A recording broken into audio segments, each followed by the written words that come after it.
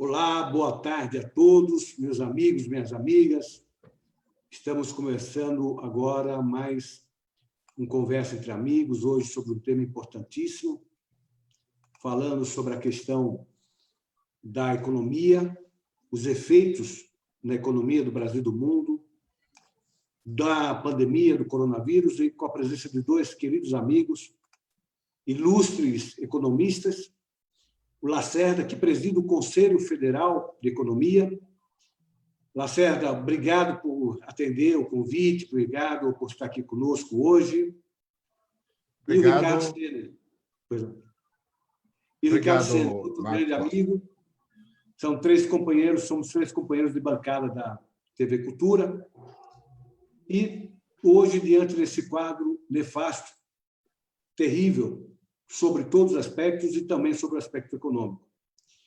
Eu começo, Lacerda e Ricardo, começando pelo Lacerda, nessa conversa que teremos, com uma frase que foi dita hoje pelo Dimas Covas, que é o líder do grupo de combate à epidemia aqui em São Paulo. Ele disse assim: o vírus está vencendo. O vírus está vencendo também na economia? Lacerda? Boa, Marcos. Essa é uma questão chave, né? Porque nós, historicamente, já vivenciamos várias crises no Brasil e no mundo, né? Aqui mesmo, só para ficar no caso brasileiro, a crise da Operação Lava Jato, da queda das commodities, do impeachment lá em 2015, 2016, derrubou a economia no acumulado em 7%. Né? O PIB per capita caiu 9%. Né? O que difere dessa vez a crise? Né? É que ela é condicionada, a crise econômica, ela é condicionada, ou é uma decorrência da crise sanitária, da crise de saúde. Né? Por isso que é tão importante a visão dos médicos, dos sanitaristas, dos homens da saúde, porque eles é que podem nos orientar com relação aos caminhos da pandemia. Né? E essa declaração de que o vírus está vencendo, e os números demonstram isso claramente, é gravíssima. Né? E qual o impacto econômico disso? Então, nós temos não só o longo período de isolamento, né, parcial que temos, né, com reflexos diretos sobre a economia, e ainda, se tivéssemos feito tudo isso e, digamos assim, isso teria sido suficiente para amenizar o efeito da crise sanitária, né, talvez a gente tivesse uma perspectiva econômica um pouco melhor. Mas o fato é que o vírus vencendo, a pandemia enfrentando ainda índices crescentes, significa um aprofundamento da depressão econômica, não é? E absolutamente sem alternativas, porque as alternativas que se apresentam de uma forma até irresponsável por parte de algumas autoridades, inclusive da presidência da República, né, que é um liberou geral, não deixa todo mundo ir para a rua, não é alternativa, né, evidentemente, nem de saúde, nem econômica. Então, esse é o drama principal, né, que você vive diante de uma situação muito difícil, o colapso do sistema de saúde. Né? Então, o sistema de saúde está em vias de esgotamento, para não dizer que esteja esgotado, mas ele está em vias de, né? Porque você não tem mais, com todos os esforços de ampliação do número de leitos, os esforços dos profissionais que têm sido fantásticos, né? Os profissionais da saúde, mas isso tem sido absolutamente insuficiente.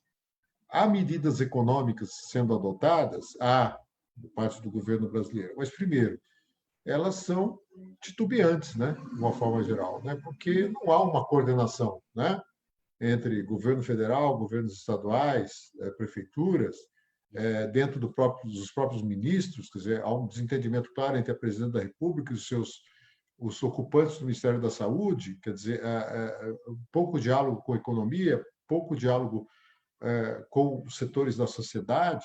Então, tudo isso agrava, né, o problema, porque mesmo as medidas que são econômicas para combater os seus efeitos são contraditórias, né? Geram uma grande incerteza, um grande desconhecimento, né? E, evidentemente, isso tudo bate direto na economia, né? Bate direto na economia com profundos reflexos na situação das empresas, no nível de emprego, no nível de renda, né? E há o efeito psicológico dramático da crise da saúde e há o efeito psicológico dramático também do efeito econômico, né? Porque ninguém consegue descansar em paz, dormir em paz, né? Porque há o impacto sanitário e há o impacto econômico, quer dizer, as pessoas ficam naturalmente, né, num clima de insegurança muito grande. Então, esse é o desafio, né, que se apresenta para o mundo, né, e particularmente para o Brasil, tendo em vista as nossas peculiaridades, né? Eu estou me alongando muito, mas só para concluir, quero dizer o seguinte, que também a pandemia expôs as nossas vulnerabilidades estruturais. Quais são elas? Uma profunda concentração de renda, 100 milhões de brasileiros que têm uma renda muito baixa, que estão sem condições de um isolamento digno, né? Porque não tem moradia adequada, porque as suas moradias não contam com saneamento básico, acesso à água potável. Então, uma coisa básica que são as medidas de higiene, né? De isolamento, distanciamento e até mesmo de higiene pessoal, para uma parcela expressiva da população brasileira não é acessível, né? Então, as nossas vulnerabilidades, que são estruturais, se tornam mais evidentes diante da pandemia. Ricardo, no mesmo tom, mas acrescentando o que o Lacerda falou, os nossos políticos, às vezes, parecem estar alienados da situação. Eu digo isso porque eu acabei de ver uma entrevista do presidente da Câmara dizendo que iria colocar em votação hoje a criação de mais um Tribunal Regional Federal em Minas Gerais. É impressionante que as pessoas não têm noção do que está acontecendo. Os repórteres perguntaram, os jornalistas perguntaram, mas é o momento para isso? Nem estão discutindo se precisa ou não precisa fazer isso agora. Não, eu fiz um acordo com os deputados de Minas Gerais, então eu tenho que pôr. É algo assustador, né? Ao que Lacerda disse, a desconexão do mundo, da realidade. Os nossos políticos não conversam uns com os outros, né? Ao invés de estruturar um combate conjunto, sanitário, social, econômico. A Val Barbosa, a Elaine de Almeida, o Márcio Quintanilho, a Isabela Castro, a Val Barbosa, já falei, o Silvério Reis e a Val Barbosa dizendo isso. Infelizmente, nesse contexto, nada está sendo feito para minimizar os efeitos econômicos. Ricardo, está difícil, né? Bom, primeiro, agradecer o convite, Marcos, prazer estar com o Lacerda. Não, o momento é muito difícil, porque essa questão da crise, o Lacerda mencionou essas duas dimensões, né? A crise da saúde impactando, obviamente, a economia, gerando essa absurda paralisia inesperada da economia, da atividade, de parte importante da economia. Mas tem essa outra dimensão, né? A gente também vive uma crise política. O Brasil, acho que é um dos países que conseguiu somar a inevitável crise sanitária. Isso é um fato, isso não é uma opção. Né, como disse o Lacerda, você pode optar por tentar uma negação, né? Uma negação do fato, né? Parece que o nosso presidente e algumas pessoas estão querendo negar que existe, não enfrentar o problema. Então, esse é inevitável. A decorrência econômica é uma consequência, mais ou menos, você pode, se tiver uma boa resposta, você pode ter um impacto econômico negativo menor, mas impacto econômico vai ter, né? Agora, quando você soma essas duas crises, uma crise de liderança no país, uma crise política, esse é o momento que a resposta coordenada ao problema, ela é, em boa medida, a nossa grande métrica para saber o quão profundo vai ser a crise econômica. Coordenação, você pode até ter concepções um pouco diferentes sobre a retomada, instrumentos de incentivo, se esse é o momento de aumentar investimento público através de endividamento, emissão de moeda, você pode ter variações nos equipamentos. Agora, não ter coordenação é o pior dos cenários, né? E nesse caso, no país, infelizmente, a gente tem uma descoordenação no que diz respeito à área de saúde, né? Da forma de combater a pandemia, e você tem uma descoordenação sobre o que fazer com a economia durante a crise, que é basicamente os instrumentos de você manter minimamente emprego e renda e manter a liquidez das empresas, né? Eu acho que são os instrumentos aí de minimização do dano que é inevitável, e depois uma reação sobre como retomar a economia pós-pandemia. Essas duas áreas estão profundamente descoordenadas. Então, não é só a natureza do problema, é a descoordenação pela qual as autoridades públicas no Brasil estão respondendo a ela. E aí é o pior dos cenários, né? Então, infelizmente... E aí, Marcos, eu só acho assim, nesse cenário de falta de liderança, de coordenação, eu diria que o presidente da Câmara que você mencionou, o Rodrigo Maia, ele ainda parece ser um dos que está mais trabalhando, está entre aqueles que mais está trabalhando por algum nível de coordenação, né? Ele está muito na defensiva, ele está sob fogo cerrado da presidência da República, do Executivo, do grupo político em torno do Executivo, e ele está se segurando. Então, eu diria assim, o Maia, talvez, nesse momento, e até mudando um pouco o papel que ele teve, sei lá, assim, quem conhecia o Maia, acompanha o Maia nos últimos anos, vê que nos últimos anos ele ganhou uma certa estatura para passar a ser uma espécie de um coordenador. Talvez um pouco menos do que a gente gostaria, mas ele talvez, no momento, né, de ausência absoluta de liderança, ele tem um lugar aí com certo mérito que ele está ocupando, né? Não, é verdade, você tem toda razão. As reformas, ele quase que bancou as reformas, mas chama muita atenção, né? Nesse momento, falar em colocar um projeto para a criação do Tribunal Regional Federal, que tem custo, vai ter custo, né? Claro. Sara, nós temos já os números de desemprego, o aumento gerado pela pandemia. Eu vi uma matéria que nos Estados Unidos, em fevereiro, o desemprego era de 3,5%, passou para 14,7% nos Estados Unidos em abril. Uhum. E no Brasil? Pois é.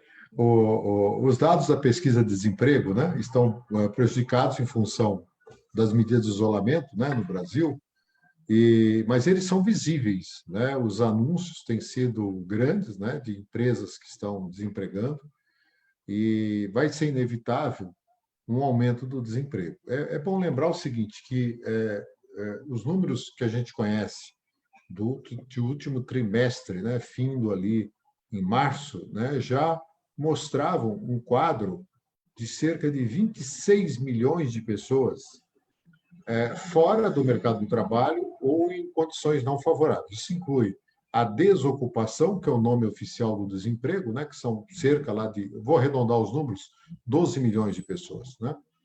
Mas você tem também os desalentados, mais 5 milhões. O que são os desalentados? Aqueles que... Porque como é que você calcula a taxa de desemprego? Você faz pesquisa qualitativa por amostragem, né? Então, a primeira pergunta, você está trabalhando? Né? Se a resposta for não, a segunda pergunta é: você procurou emprego nas últimas semanas, por exemplo? Né? Tem lá um número X de semanas, que eu não vou lembrar agora, mas se ele responder não, que ele não procurou emprego, ele sai da estatística de desempregado e vai para a estatística de desalento. Então, nós temos 12 milhões de desempregados e 5 milhões de desalentados. Quem são os desalentados? Aqueles que desistiram de procurar emprego. Mas não é que eles desistiram de procurar emprego porque não querem trabalhar. É porque eles não têm perspectiva de obter uma ocupação regular, informal, né? Ou mesmo uma renda tradicional. Como custa, né? Tempo, alimento, condução, enfim, roupa, tudo isso, procurar emprego. As pessoas preferem não investir esse tempo nisso, sei lá, vai fazer qualquer atividade, vai cuidar da vida, né?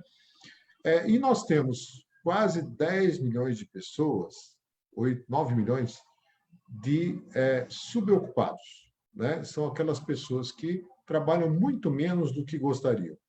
Ele trabalha algumas horas por semana, faz um biquinho aqui e ali, tem uma renda, mas uma renda muito baixa. Então, por esse critério, mesmo antes dos maiores efeitos pandemia, a gente já tinha 26 milhões de pessoas meio que excluídas do mercado de trabalho.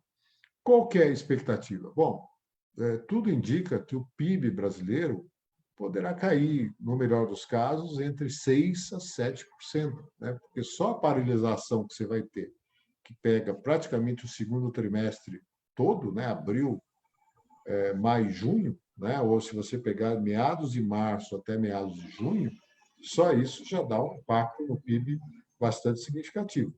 E a gente sabe que a atividade tem tudo a ver com emprego e renda, né? Então, o que vai ocorrer, esse número de 26 milhões de pessoas pode chegar a 35, 40 milhões ao longo do ano, né? Que é uma tragédia, né? Econômica e social. Social porque essas pessoas estarão excluídas do mercado de trabalho, e econômico porque um desempregado a mais é um consumidor a menos, né?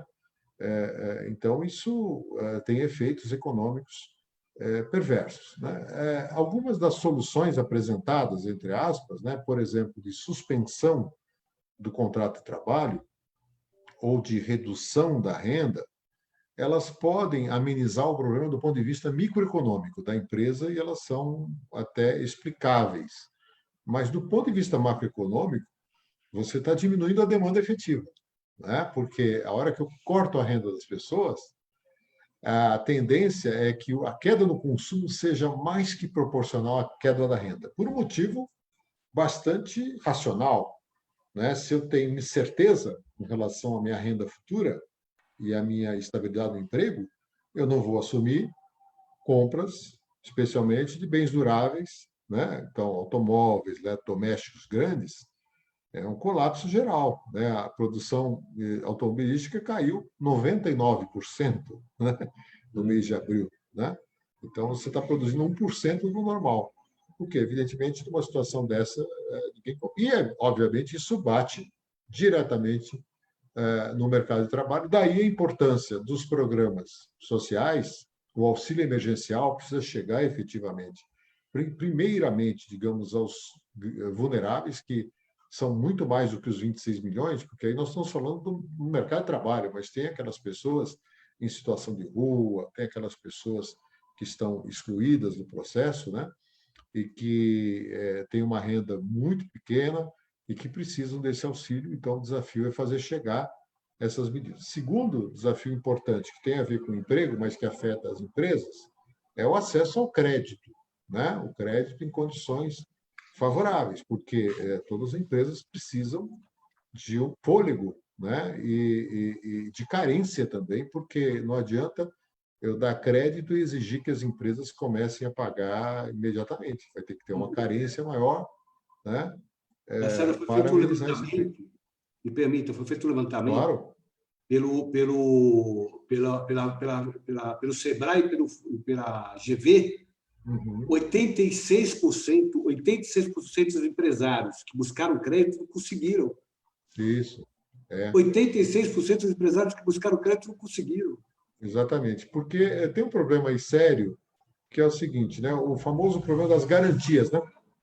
Então, muitas vezes, o crédito está disponível, mas você não se qualifica para receber. Você, como empresário, você não se qualifica para receber esse crédito, porque são exigidas contrapartidas que você não tem condição de oferecer. E, por parte do sistema bancário, também ele não vai correr muitos riscos, né? Ou, pelo menos, prefere até manter uma certa liquidez nos seus recursos do que emprestar com a grande incerteza. Então, é preciso que o Banco Central atue não só sobre a taxa de juros básica, né, mas sobre todo o sistema de financiamento e de crédito, com o uso dos bancos públicos, a recuperação do BNDES e a disponibilização de recursos para atender o pequeno, o médio empresário, para viver essa fase e para evitar o mal maior, que seria a quebra das empresas e o desemprego decorrente, né, e todo o impacto de colapso na estrutura econômica que pode advir daí. Ricardo, nós tínhamos linhas de crédito até a década de 80, década de 90, que eram altamente subsidiadas, por exemplo, para a produção rural, né? Nós tínhamos o crédito rural, que era altamente subsidiado. nós temos estruturas que permitem o crédito, que permitem compartilhar o risco, né? De uma forma rápida, né? Criação do seguro subsidiado pelo governo. Nós temos como intervir na concessão do crédito, né? Assusta quando, no momento em que nós estamos buscando preservar empregos, o número desses, 85% de empresários não conseguiram acesso ao crédito, né? O risco não está sendo... nós não estamos conseguindo trabalhar com risco, né? Marcos, acho que você foi num ponto aí, o Lacerda tinha levantado também, né? Você tem no Brasil uma disfuncionalidade do mercado de crédito enorme. Isso é estrutural já no Brasil, né? Infelizmente, o sistema financeiro no Brasil ele não funciona como um intermediário entre poupadores e investidores. São bancos de serviço e eles operam muito mais como um prestador ali de serviços bancários do que como um intermediário entre, né, com a função produtiva mais evidente. E quando o Estado faz intervenção, e você tem razão, o Brasil tem um aparelho. Antes ele tinha os bancos federais de fomento e mais os estaduais, né? Depois, com a má gestão que ocorreu na maior parte dos bancos estaduais, acabaram, né, durante o Plano Real sendo privatizados, ou alguns deles fechados ou incorporados, etc. Hoje você tem poucos bancos regionais ou estaduais. Minas tem um banco de desenvolvimento importante, e ele está, inclusive, batendo recorde agora de repasse. Você tem no Sul banco importante, ainda você tem Banco do Nordeste, etc. Mas como instrumento de fomento, aqui em São Paulo você tem o Invest São Paulo, e você tem uma função ainda de quase banco também, de algumas agências, mas sem aquela pujança que a gente teve tempos atrás, aí, como o Marcos lembrou. Mas talvez, Marcos, quando você pega os bancos federais clássicos, o BNDES, o Banco do Brasil, a Caixa Econômica, talvez o erro, no meu modo de ver, do ciclo anterior, onde eles entravam, sim, de maneira mais direta e não só na concessão de linhas de crédito, mas estruturando o negócio, estruturando projetos, etc., eles perderam um pouco, no meu modo de ver, a linha ali entre fazer um fomento sadio e fazer alguns arranjos que estavam um pouco recobertos de econômico, mas, no fundo, tinha muito mais arranjo de distribuição ali de favores. Então, o que acontece é que a gente ficou sem um instrumento fundamental no país por esses dois vícios, um de má gestão dos anos 90 e depois por um mau uso do... Agora, eu sou claramente um defensor de que, ainda mais uma economia como o Brasil, onde você tem um mercado que ele é muito assimétrico, ele não é só desigual do ponto de vista social, ele é desigual também do ponto de vista das empresas, né? Você tem setores muito oligopolizados, você tem um setor financeiro que não faz a função de intermediação, você tem uma diferença regional muito importante, que é difícil você estimular novos investimentos em áreas que não estejam já mais ou menos consolidadas do ponto de vista de oferta de mão de obra, de infraestrutura, de energia, etc. Então, você acaba tendo um desvio, alguns vícios nisso. Você tem muita falha de mercado que dificulta a entrada. Faz com que a pirâmide, né? O Lacerda conhece isso melhor do que eu.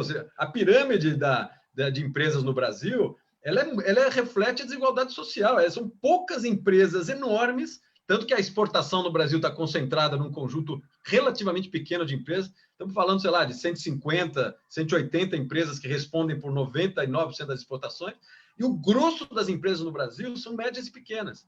E essas médias e pequenas, elas não têm acesso nem aos bancos de fomento, porque tem, incrível que pareça, tem um problema de garantia, de seguro, etc., como o Lacerda mencionou, e também o setor privado não está a fim de correr o risco desse pessoal. Então, eles exigem condições nos quais, mesmo no momento agora de crise, onde o governo tem tentado incentivar, mesmo com uma liquidez enorme, taxa de juros baixíssima, ainda assim o sistema privado não tem incentivo para correr mais risco de crédito. Então, você tem um problema de caráter estrutural no momento de crise como esse, que só torna o problema mais agudo, né? Então, assim, é para esse pessoal que a gente teria que ter alguma forma de atender. Não pode exigir o mesmo nível de garantia que você tem em grandes empresas, né? Você tem que ser um pouco mais heterodoxo nisso. Por exemplo, pegar uma empresa da cadeia de valor ali do qual aquele fornecedor está vinculado e fazer algum acordo com essa empresa que é um nó para ele repassar, garantir compra, garantir faturamento. Existem instrumentos para isso. O México, lá atrás, foi um grande incentivador desse tipo de coisa. E você tem que também, num momento desse, quando o sistema bancário, financeiro, de intermediação financeira, não está cumprindo o seu papel, o Estado tem que vir e, de alguma maneira, forçar um pouco a mão. Eu acho que não necessariamente você tem que subsidiar e dirigir crédito, mas, por exemplo, você tem um grande fundo de garantia ou uma grande seguradora, onde o risco esteja no longo prazo, basicamente no Estado, onde você diz para o empreendedor, olha, pega esse dinheiro no banco e banco, você, se caso isso não der certo, lá no fim eu te faço um ressarcimento, mas assim, se você não gerar algum tipo de liquidez nesse sistema, não vai chegar nas empresas. Então, e não é nas grandes, as grandes têm maneiras de se manifestar. Nós vamos quebrar uma boa parte das médias e pequenas empresas que, de novo, assim, se a gente tem desigualdade social e regional no Brasil, tem uma enorme desigualdade também no campo empresarial. E não adianta pensar em política só para as grandes, não. Tem que pensar para esse grande conjunto de empregadores, empreendedores de médio e pequeno porte. Marcos, se você me permitir, Lógico. agregar esse ponto levantado pelo Cênis, que é fundamental, né? Quer dizer, esse é um drama também, né, Cênis, que é estrutural no Brasil, a distância entre o juro básico e o juro final. A discussão de spreads na economia brasileira tem pelo menos 30 anos. Há 30 anos, mais ou menos, que esse tema várias vezes entra na pauta e não evolui, né? Então, a gente sabe que existe um distanciamento enorme. Então, essa assimetria que o Cênis lembrou do mercado financeiro brasileiro se exacerba num momento como esse. Por quê? O Banco Central reduz a Selic, né?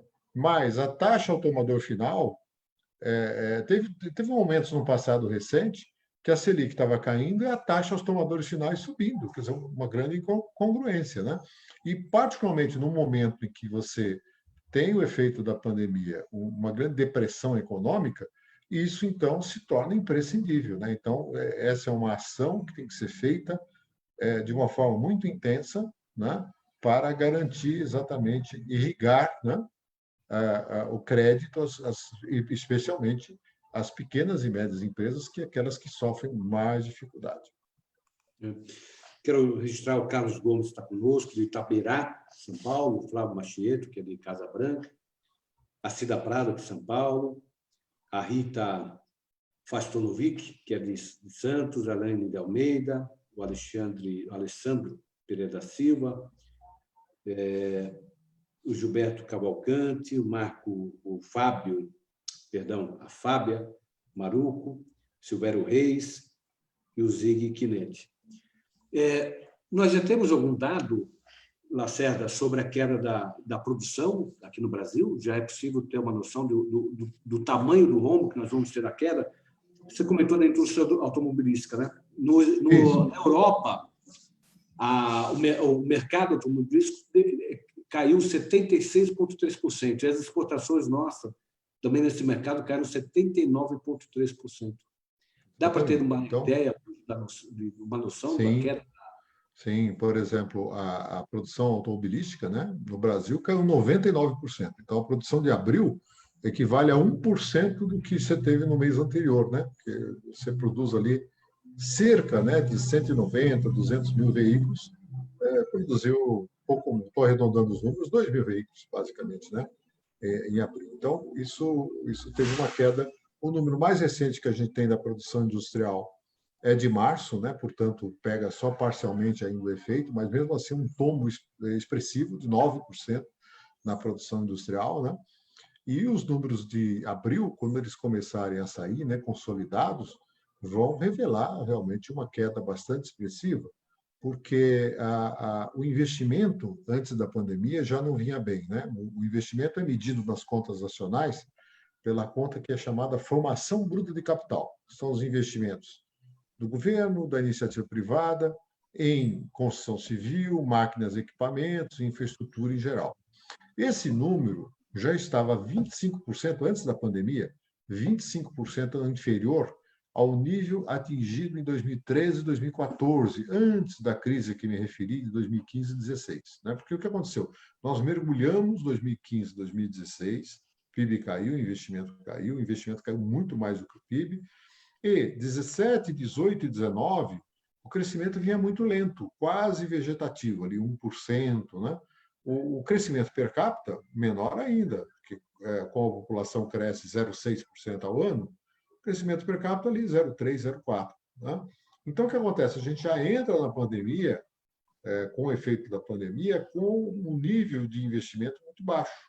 E, evidentemente, quem é que vai investir numa situação como a atual? Né? No segundo momento, numa readaptação, você tem um processo gradual de reconversão industrial, né? Que as empresas vão se adaptar a produzir, por exemplo, respiradores, equipamentos médicos. Né? Mas isso também revela uma grande debilidade da economia brasileira, que é o longo processo de desindustrialização, né? Que nós vivenciamos. Então, no esteio da chamada globalização produtiva e das cadeias globais de valor, né, o Brasil se tornou um grande exportador de produtos básicos, commodities, e um grande importador de produtos manufaturados, industrializados. E até produtos não apenas sofisticados, mas produtos médicos básicos, como luvas, gorros, né, máscaras. Nós, no meio da pandemia, temos dificuldade. Ah, mas você pode importar. Sim, mas para você importar, alguém tem que concordar em te vender. Né? E, evidentemente, num processo como esse que todos estão procurando, primeiro, os preços vão lá para cima, e segundo, há um problema de segurança, né, em que os estados vão intervir, estados nacionais, para reservar a parcela. Então, entra na pauta um tema no que se refere à reindustrialização, à reconversão industrial, que não é apenas só econômico, né, do ponto de vista estrito sensu, do custo, mas do acesso, da segurança de fornecimento. Né? Então, esse é um dos grandes temas que vai entrar, precisa entrar na pauta, né, brasileira, da nossa posição nas cadeias globais de valor, porque nós não podemos ser infinitamente um produtor e exportador apenas de commodities e nos tornamos dependentes de produção manufaturada de forma geral, não apenas daquilo que não temos tecnologia, né, mas até daquilo que já dominávamos, nós perdemos terreno, né, dentro desse processo de desindustrialização. Aliás, nós fomos excluídos, o Brasil sempre foi protagonista na produção de vacinas, e nós fomos excluídos pela OMS dos países que estão investindo hoje, no grupo de países que estão investindo com empresas, laboratórios que estão investindo para desenvolver vacina. Nós que sempre fomos protagonistas nessa área. Ricardo, deixa eu te perguntar, também nessa linha de queda de produção, sobre uma outra vertente. Essa semana a China anunciou que estará começando a fazer estoque de alimento. Na outra ponta, Estados Unidos, com uma derrubada de massacre, foram 10 milhões de frangos, anúncio que vão ser mais 10 milhões de porcos, também já se fala de um enorme número de bovinos sendo mortos porque não tem capacidade de processamento em função do fechamento das empresas para processar o alimento animal. Esse mundo que está se desenhando, também estaremos provavelmente numa crise alimentar, além da crise econômica, sanitária, social, uma crise alimentar também? Olha, Marcos, esse é um excelente ponto. Na verdade, eu acho que assim, tem duas condições dessa crise no Brasil que são muito marcantes. Uma, o Lacerda mencionou, essa crise pega o Brasil antes da gente se recuperar da anterior. Né? A gente não tinha recomposto ainda o PIB de 2014 e a gente vai ter uma nova queda que caiu, né? Em 14 e 15 caiu 7%, quase 8%, e esse ano vai cair outro 7%. Então, assim, é uma crise em cima da crise anterior, porque não tínhamos saído ainda da situação anterior. E eu acho que o Lacerda também foi muito no ponto, quando eu acho que a principal coisa que a gente precisa olhar, né, em economia é a taxa de investimento que um país como o Brasil tem que manter. Nós estamos num ridículo patamar de 15% de investimento em relação ao PIB. Assim, a gente não repõe na área de infraestrutura, acho que não chega a 4%, a gente não repõe o desgaste da infraestrutura existente. Não é que a gente está ampliando a nossa malha de infraestrutura, a gente não consegue manter o nível do que aquilo que a gente já investiu. Então, assim, se você comparar o resto do investimento em outros segmentos da economia, se você tirar o agronegócio e alguns dos desdobramentos, que é principalmente esse drive de grãos e carnes que o Brasil tem, acaba sobrando muito pouco para o resto da economia. Assim, não tem drive de crescimento possível numa situação como essa. E aí, quando você coloca esse ponto, Marcos, você está dizendo o seguinte: olha, o Brasil não só chega debilitado, como ele tem pelo menos 3 grandes desafios pela frente para serem enfrentados. É isso mesmo. O Brasil tem que tentar recuperar o mais rápido possível a atividade econômica, tá certo? E aí nós estamos falando em recuperar, talvez no segundo semestre, o que a gente perdeu de emprego, o que a gente perdeu de empresas que acabaram fechando, o que a gente conseguiria manter no mercado internacional como exportação, como moeda forte, etc. Então, tem uma recuperação econômica clássica, vamos chamar assim. A gente precisa lembrar que a gente está no meio de uma revolução tecnológica. Então, a gente já estava brigando com um elemento fundamental de competitividade que tinha a ver com essa mudança muito rápida de padrão tecnológico em vários segmentos que nós éramos razoavelmente competitivos, e como a gente não conseguiu acompanhar o ciclo de investimento tecnológico, essa curva tecnológica, a gente já estava para trás. Então, além da recuperação clássica pós-crise, a gente também estava precisando reconverter parte da economia a essa nova tecnologia. E aí, Marcos, você coloca uma terceira vertente, que é a vertente, talvez, de um mundo que, quando sair dessa experiência, ele deve estar com alguns sinais próximos ao que ocorre no mundo pós-guerra, por exemplo, no pós-grandes catástrofes. É a percepção da sociedade de que o país tem que controlar pelo menos parte daqueles recursos essenciais que dependem da sua existência como nação. Então, você mencionou a segurança alimentar voltando fortemente, não tem a menor dúvida. Eu diria que agora a ideia da segurança de saúde é outra vertente que vai vir forte. Nós estamos falando não só de produtos básicos, mas estamos falando em área de vacina, em alguns produtos farmacêuticos mais fundamentais para a saúde pública, estamos falando de equipamento médico, estamos falando de um sistema que lá atrás ficou chamado o sistema, o complexo industrial da saúde, né? Que o Brasil avançou, teve um bom conceito, mas no modo de ver acabou implementando mal, ainda que tivesse um bom conceito.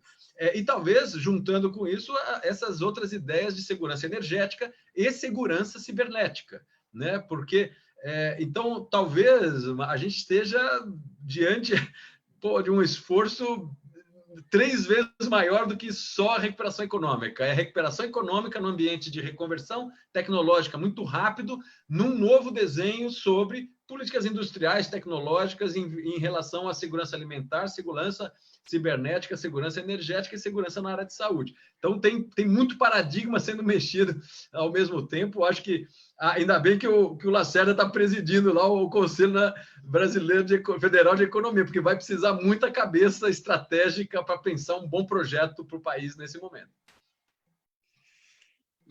Só anotar também, está conosco a Maria Lima, a Vanessa Blum,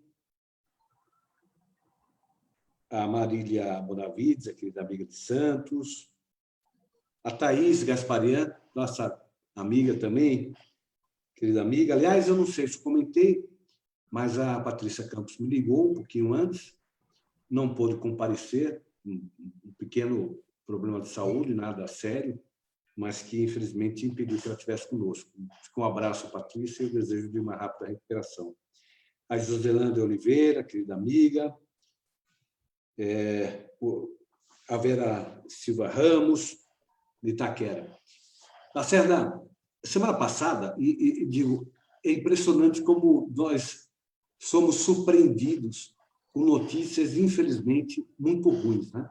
Eu não falo nem da crise sanitária, com os números que vão se ampliando a cada dia, mas a parte da economia. Então, semana passada, o Boletim Focus falava numa queda de 4,11% no PIB. Depois, matérias dizendo que economistas ligados a instituições financeiras falavam em 5,12%. Aí hoje o Instituto Independente do Senado já fala em 7,1% de queda no PIB. Nós estamos com a progressão geométrica concorrendo entre o aumento do coronavírus e a queda do PIB. Há uma competição para ver o que piora mais a situação.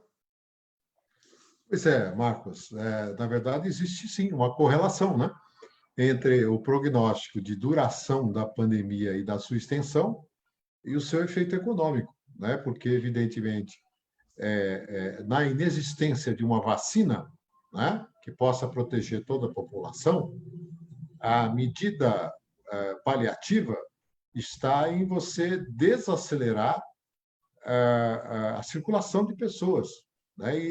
E desacelerar a circulação de pessoas implica o isolamento, o distanciamento social, que afeta diretamente a atividade econômica, né? Então, existe uma correlação quase que direta entre a profundidade do efeito da pandemia, né? O colapso do sistema hospitalar, de tudo isso que a gente estava comentando, e os prognósticos. Então, o que os economistas, nós economistas, estamos fazendo é, a cada nova percepção que se tem, você vai revisando, né, as suas expectativas e os seus prognósticos, porque o PIB é o resultado, né? Depende das variáveis que você for considerar para saber qual vai ser o efeito disso na atividade. Por isso que os números estão mudando muito rapidamente, né? E o que era há um mês atrás, 2 meses, né, um cenário pessimista, né, de uma queda superior a 5%, 6% do PIB, hoje virou cenário básico, né? Porque, no melhor dos casos, mesmo que você venha a ter uma recuperação gradual a partir do segundo semestre, esse efeito no primeiro semestre não é recuperado. Então, isso bate negativamente no PIB, né? E, evidentemente, tudo mais que é decorrente, né? Nós já citamos aqui o fator emprego e tudo isso, né? Então, o que acaba acontecendo é o seguinte, quer dizer, você tem uma situação de absoluta incerteza e o aumento da incerteza, né? Aquilo que nós chamamos de expectativas, ela também tem um efeito negativo econômico, porque diante da incerteza e da ausência de expectativa, não há investimentos por parte das empresas, não há contratação de pessoas, a não ser em setores muito específicos, e não há, evidentemente, possibilidade, né, do consumidor também assumir compromissos, né, de longo prazo. Então, quando você diminui a renda, as pessoas ficam receosas, né, de perder o seu emprego, ou mesmo quanto à manutenção daquela renda, e ele tende a diminuir o consumo. Então, tudo isso afeta e contrai, né? Então, tem setores, por exemplo, né, nós já citamos aí setores industriais, mas, por exemplo, você pega a área de serviços, né? Vamos pegar aí a aviação, né, que inclui a indústria como o setor de serviço. Praticamente paralisou, né? Os voos domésticos, os voos ligados aqui, turismo, né? Entretenimento, né? Agora, há setores, evidentemente, que crescem diante dessa situação. O comércio online está bombando, né? As atividades ligadas à saúde, de uma forma geral, né? Então, crescem em função dessa atividade. Então, economicamente, você tem esses dois efeitos, mas, evidentemente, o efeito perverso, né, que há sobre a atividade é muito maior do que daqueles setores que mostram um crescimento, como a área de logística, por exemplo, entrega em domicílio, né? Isso está crescendo absurdamente, né? Mas, evidentemente, não compensa a ação, né, ou a atuação física dos restaurantes, bares, locais de entretenimento que tiveram uma queda brutal da sua atividade.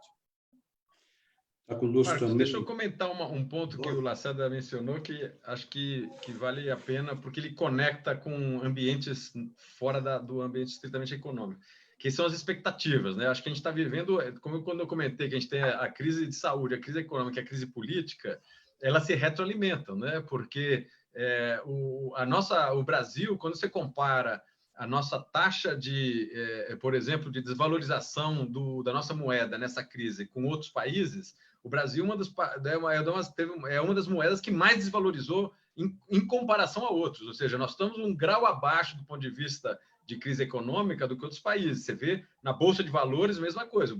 A Bolsa do Brasil, a B3, ela está entre as bolsas que mais perdeu valor nos últimos anos. O que é esse plus? O que é esse adicional da nossa crise que faz a gente sair de menos 4% para menos 6, 7% do PIB? É o fator expectativa. Porque o sujeito, no momento desse, o ator econômico, seja o consumidor ou seja o investidor, no país ou fora, ele olha para o cenário e fala, olha, se essa crise passar aqui 3, 4 meses e ele olhar lá na frente e falar, olha, mas eu estou vendo uma saída coordenada dessa crise, porque tem uma liderança política com um projeto claro, etc. Fala, olha, eu seguro aqui minha empresa, pago um custo, porque eu vou retomar lá. Mas quando você tem uma crise política que obscurece um pouco o cenário de saída e a estabilidade política e econômica do país no médio prazo, você reforça um movimento defensivo dos atores econômicos, que é um pouco essa é a parte da crise que a gente não precisaria estar vivendo. Né? Essa, vamos dizer, é o plus, né? Esse adicional da crise que nós vamos pagar e que não tem a ver com o efeito econômico da pandemia, tem a ver com o efeito político. E aí que eu acho que é o drama do país que está sobrepondo, no momento desse, 3 crises e jogando um problema para dentro que nós não precisávamos ter. Né? Então, assim, só para enfatizar esse elemento, que ele não é secundário, nem no combate à pandemia e nem na retomada econômica. Ele é parte fundamental, né? A expectativa é uma variável, às vezes, mais importante, por exemplo, do que, às vezes, taxa de juros. Né? É nesse sentido que a gente está dando uma sinalização muito ruim para os agentes econômicos, mostrando essa descoordenação e que, infelizmente, começa no nível federal. E ele tem, sim, talvez, eu vou chutar aqui, não tem essa conta aí, não sei se é fácil fazer, Lacerda, mas eu diria que um componente aí de 30% de perda econômica se diz respeito a essa quebra de expectativa e não necessariamente a pandemia. Né? Há um outro elemento aí, se me permite, Marcos, eu agregar a essa fala interessante do Sênes, né, Sênes, que é a resposta das políticas econômicas. Né? Quer dizer, como é que você age frente à crise política, à crise econômica e à crise sanitária. Então, a maioria dos países, né, tem adotado programas muito intensos, com muita ênfase, né, com determinação. Né? O que se nota no Brasil é uma certa vacilação, né, em algumas medidas, e fruto até do que já comentamos aqui, de uma certa descoordenação. Né? Então, você tem o pior dos mundos, porque você tem a tripla crise, né, política, sanitária e econômica, e com respostas que, seja por viés ideológico ou teórico, né, que de uma equipe, vamos pegar a equipe econômica, que tem um viés ultraliberal, né, portanto, não tem esse DNA de intervenção. Né? E como nós já destacamos aqui, é um consenso entre nós, que, especialmente na crise, o Estado tem que intervir, o Estado tem que gastar mais. Né? Por quê? Porque se ele não gastar mais, ele vai ser atingido negativamente de uma forma mais intensa. Né? Então, se o senso comum levasse a seguinte situação, né? Que, olha, não vamos ampliar gastos, afinal, assim como uma família ou uma empresa, diante da crise, corta seus gastos, o Estado também tem que cortar. Só que na macroeconomia é o contrário. O Estado ele detém o monopólio de emissão de dívida e emissão monetária e ele precisa exercer esse poder, especialmente no contraciclo. Ou seja, exatamente quando a demanda efetiva privada está em queda, o Estado precisa agir e precisa coordenar todo esse processo. Né? Então, você precisa de políticas econômicas. E tem um ponto aí que é muito interessante dos desafios, né, que o Sênes mencionava e que eu mencionei, porque são vários desafios conjuntos. Né? Lembrava aí a questão da integração das cadeias globais de valor, a indústria 4.0, né? As grandes transformações que estão em curso com a robótica, a internet das coisas. Né? E o que nós fizemos? Nós, com pretensa racionalização, nós fundimos quatro ex-ministérios, né, que era Fazenda, Planejamento, Indústria e Comércio Exterior, e um quarto que era Trabalho e Emprego. Né? num único ministério, né? Então, isso foi uma proposta da atual gestão, que não disse a que veio, na verdade, ainda, né? Porque você tem uma proliferação de temas muito complexos com os quais o setor privado, a universidade, os institutos de pesquisa perderam interlocução, porque isso está lá num bolo, ninguém sabe muito bem com quem conduzir, e no momento que você precisa rearticular, não apenas para combater a crise conjuntural, mas os desafios estruturais que se apresentam para o Brasil diante de um cenário global extremamente complexo, né? Isso se destaca ainda mais. Aliás, semana que vem nós vamos ter aqui, conversando conosco, o governador Alckmin, falando sobre os aspectos sanitários, econômicos e sociais da pandemia, e também estaremos com o ex-ministro da Ciência e Tecnologia, Gilberto Kassab, junto com o nosso reitor da USP, o Varran, falando exatamente sobre a questão da ciência e tecnologia no Brasil, que nós perdemos muito espaço durante muito tempo.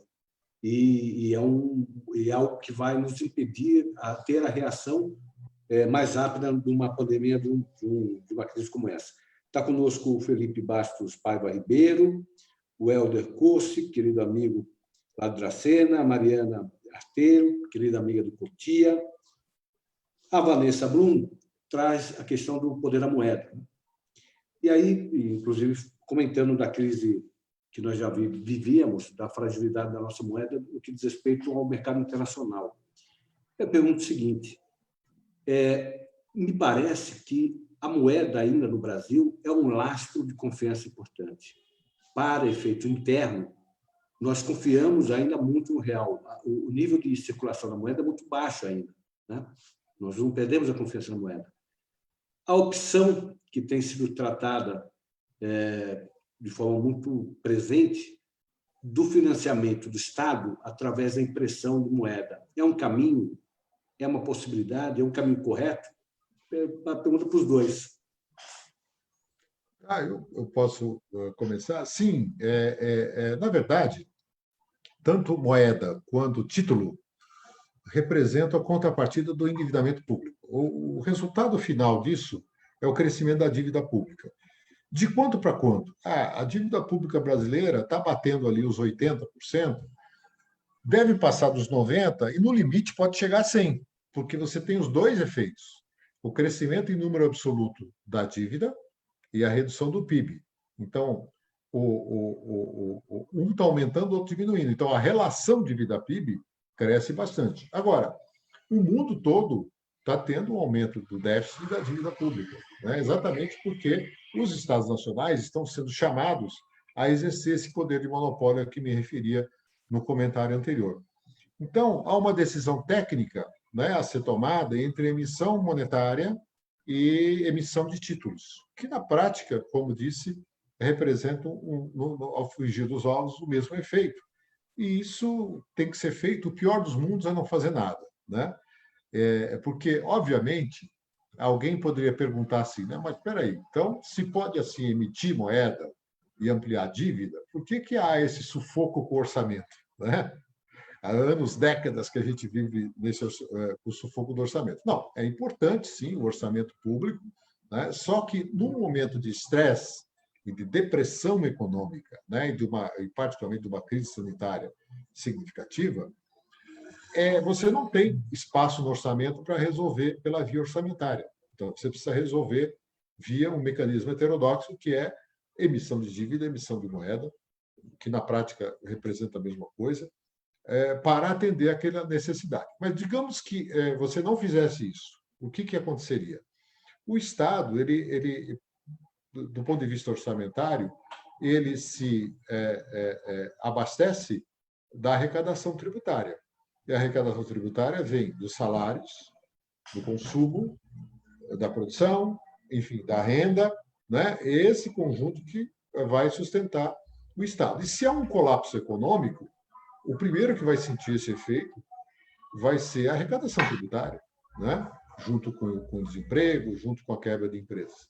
Então, é muito importante que o Estado saia à frente e aumente seus gastos para produzir o que a gente chama de efeito multiplicador. Então, cada real gasto pelo Estado, se transforma em outros 3 ou até 4. Significa o seguinte, que, no limite, R$ 1 gasto pelo Estado vai gerar um efeito em cadeia que vai se transformar em 5. E aí, digamos que você arrecade desses 5, 25% ou 20% para facilitar a conta. O Estado vai receber de volta R$ 1. Então, aquele real que ele colocou a mais, ele recebe de volta sob a forma de arrecadação. Mas isso se houver atividade econômica. Se ele não induzir essa atividade econômica, isso não vai ocorrer. Segundo ponto é o chamado efeito demonstração do investimento público. Então, o investimento público ele induz o investimento privado, né? Ele tende a sinalizar e ter um efeito muito grande para o investimento privado, daí a importância desse ponto. Ricardo, antes de passar a palavra para você, só anunciar também está entre nós o Sérgio Soares, querido amigo de Batuba, Raquel Navarro, a Nercina Costa, outros amigos que estão aqui que os nomes foram passando de acordo com os novos comentários. Eu pergunto a mesma situação para você, Ricardo, em relação à capacidade de autofinanciamento e a alternativa da emissão de moeda para o Estado.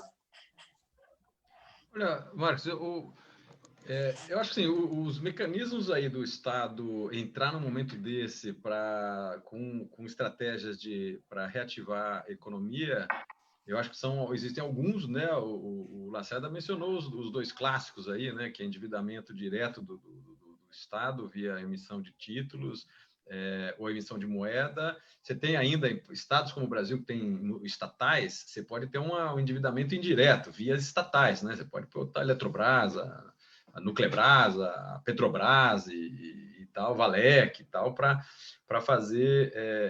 Você tem bancos públicos que podem emitir podem emitir títulos também e tal.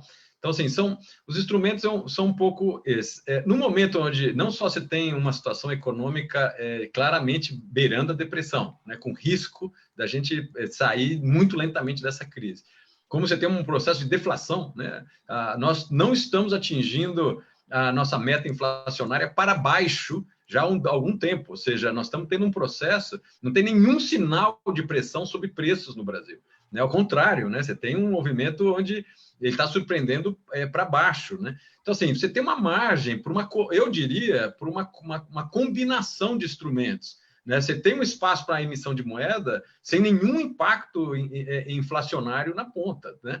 Basicamente voltado, de alguma maneira, a reativar, talvez, parte do gasto público, etc.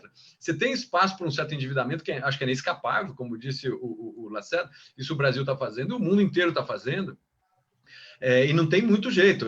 O Estado é a instância na sociedade moderna, é a única instância na sociedade moderna que consegue assumir um risco e uma responsabilidade dessa monta, né? Nós estamos falando em países os pacotes de ajuda econômica nos países variam aí de 4%, 5% até 20% do PIB. Você pega país europeu, tem país europeu fazendo pacote de quase 20%.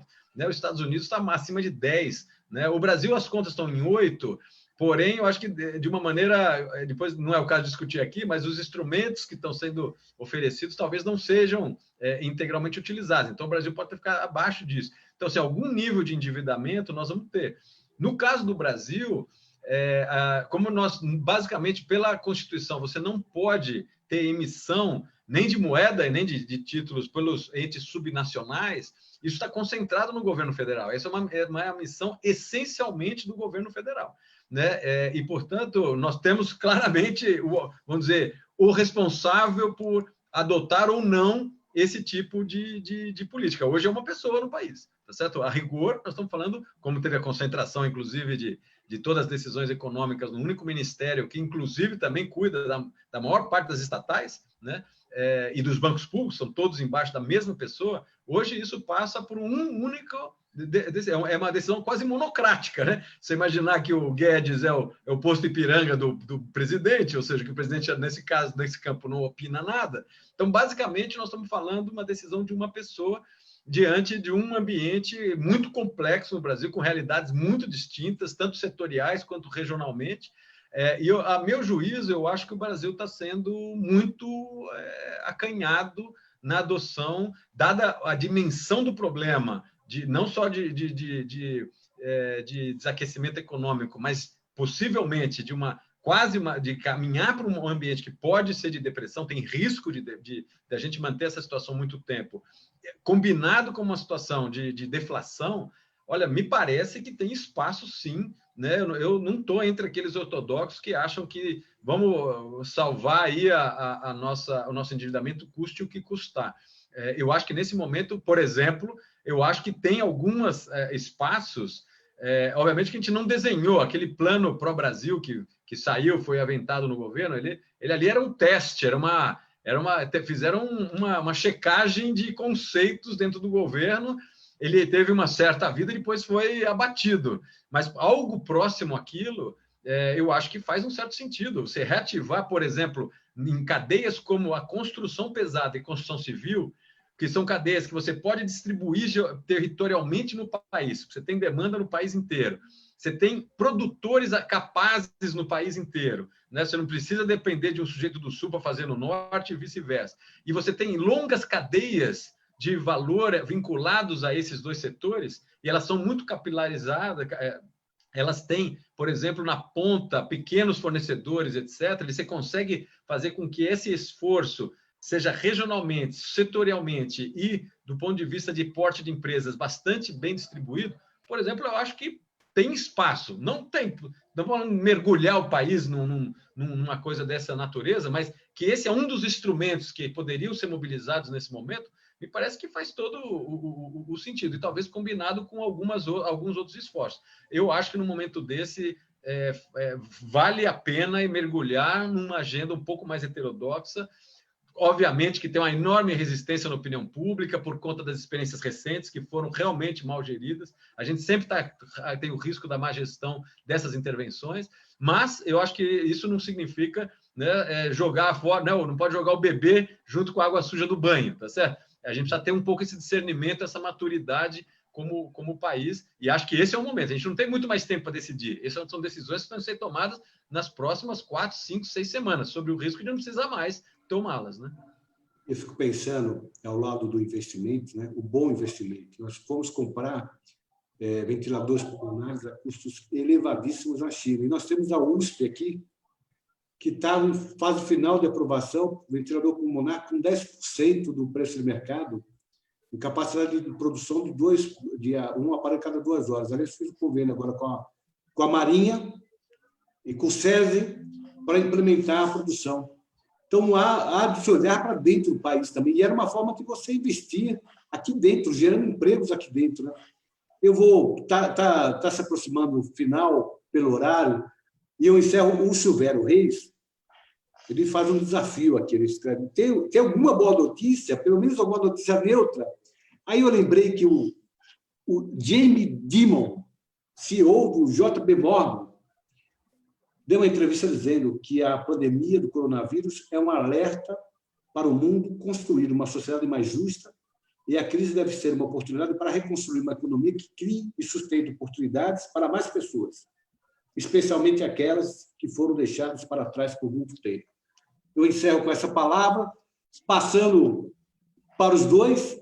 Lacerda, muito obrigado por ter participado dessa conversa tão gostosa, que passou muito rápido em termos de tempo, mas eu tenho certeza que todos que puderam acompanhar, e aqueles que assistirão depois, porque está sendo gravado, gostarão muito de ouvir você e o Ricardo sobre esse tema tão relevante para todos nós.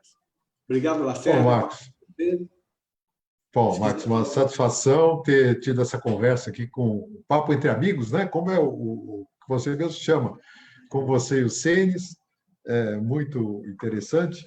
Bom, o que há de bom nesse processo? Bom, fora a tragédia, né, que o número de mortos, né, infectados, tragédia para muitas famílias, não há dúvida que, por exemplo, isso que nós estamos praticando aqui, né, talvez, numa situação normal, nós tivéssemos um seminário presencial, né? Então, nós estamos nos reaprendendo a uma vida, né, de uso dos recursos tecnológicos. Isso é uma mudança importante, né? Uma mudança tecnológica importante. Segundo, Nós temos grandes oportunidades. Você lembrava aí o projeto de respiradores, né, da Escola Politécnica, né, dos engenheiros da Politécnica, que é muito bem sucedido. Então, nós temos o DNA da reindustrialização, da reconversão industrial. Nós não esquecemos, o Brasil ainda é o maior parque industrial da América Latina, né? A grande resposta à crise de 29, se voltarmos 100 anos na história econômica brasileira, nós éramos uma grande fazenda de café, exportando café. E café não é propriamente um produto de bem de primeira necessidade. Então, nós tivemos que nos reinventar e acelerar o processo de industrialização. Agora, isso não foi espontâneo, né? Isso foi induzido também, né? Através do quê? Políticas públicas, né? É claro que o mundo hoje é outro, nós estamos diante da quarta revolução industrial, é outra história, mas nós podemos aprender com a nossa experiência e a experiência dos demais bem-sucedidos. Obrigado. Obrigado. E eu, passando para o Ricardo, lembrando, passando outra experiência nossa, que é o diferencial de São Paulo, né? Quando nós tivemos a Revolução de 32, São Paulo saiu da economia disponível, as lideranças daquele momento decidiram investir em ciência, criando a USP. A USP é fruto da Revolução de 32, e o emblema da USP é vencerás pela ciência. Não é isso, Ricardo? Obrigado pela presença, por ter aceito o convite. Essa conversa foi muito gostosa mesmo. Pena que a Patrícia não pôde estar conosco, mas eu tenho certeza que todos que acompanharam gostaram bastante também. Opa, eu agradeço também, Marcos, é fantástico. Esse é o momento que a gente tem de, mesmo durante essa crise, repensar o Brasil, né? Repensar a nossa trajetória de desenvolvimento.